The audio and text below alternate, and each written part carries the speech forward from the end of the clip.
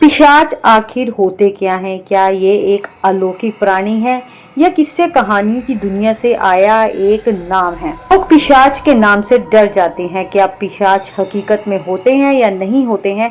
आज हम इसके बारे में आपको जानकारी देते हैं। पिशाच एक अलौकिक प्राणी है जो लोक कथाओं और कहानियों में चित्रित किया जाता है, जो जीवित प्राणियों का खून पीकर जीवित रहते हैं। उन्हें अक्सर मरे हुए प्राणियों के रूप में चित्रित किया जाता है जो एक अलौकिक जीवन जीते हैं। पिशाच जीवित प्राणियों का खून पीकर जीवित रहते हैं, जो उन्हें अमरता प्रदान करता है। पिशाच मरते नहीं हैं और कई वर्षों तक जीवित भी रहते हैं। पिशाच में अलौकिक शक्तियां होती हैं, जैसे कि उच्च गति, ताकत और उड़ने की क्षमता। आपको बता दें कि पिशाच एक काल्पनिक प्राणी है और वास्तविक दुनिया में उनका कोई वैज्ञानिक प्रमाण नहीं है।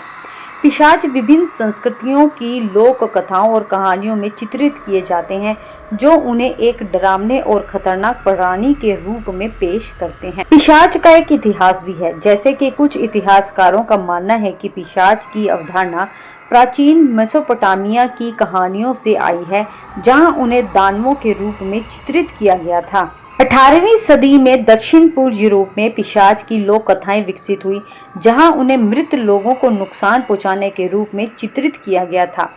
जॉन पोलिडोरो की द वैम्पायर जैसी रचनाओं ने पिशाच को एक करिश्माई और कृत्रिम प्राणी के रूप में चित्रित करना शुरू किया, जो आधुनिक कथा साहित्य में पिशाच की छवि को बदल दिया। सीधे तौर पे यदि कहा जाए तो एक कहानी यानी कि द वैम्पायर जैसी एक कहानी ने एक पिशाच को जीवित कर दिया, जो केवल एक कहानी मात्र है।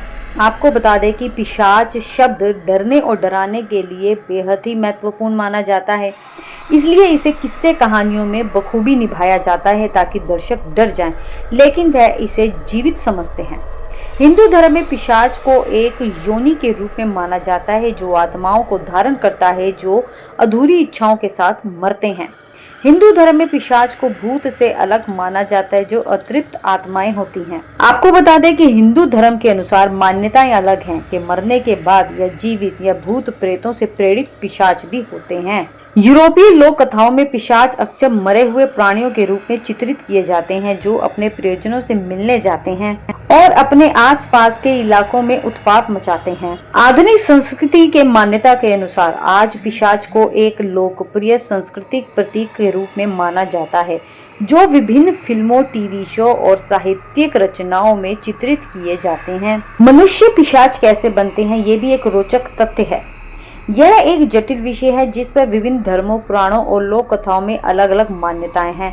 कुछ कहानियों में पिशाच मनुष्यों का खून पीकर या मांस खाकर जीवित रहने वाले प्राणी माने जाते हैं, जो मरने के बाद पिशाच योनि में चले जाते हैं।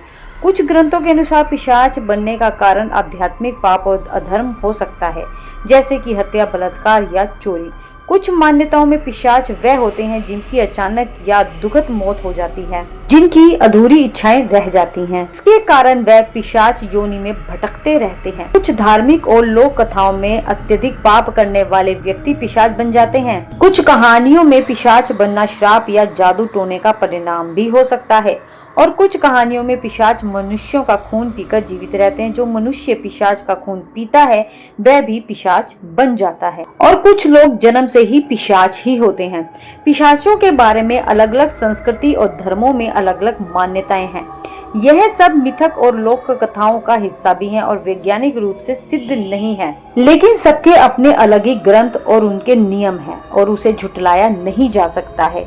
यहाँ अगर वैज्ञानिक तर्क देखा जाए तो यह एक काल्पनिक है, लेकिन इसके पीछे क्या सत्य है? क्या सच में पिशाच होते हैं? ये अभी भी एक सवाल बना हुआ है, क्योंकि कई धार्मिक ग्रंथों में पिशाचों को सत्य माना जाता है और इसका निर्णय अच्छे बुरे कर्मों पर निर्धारित करता है।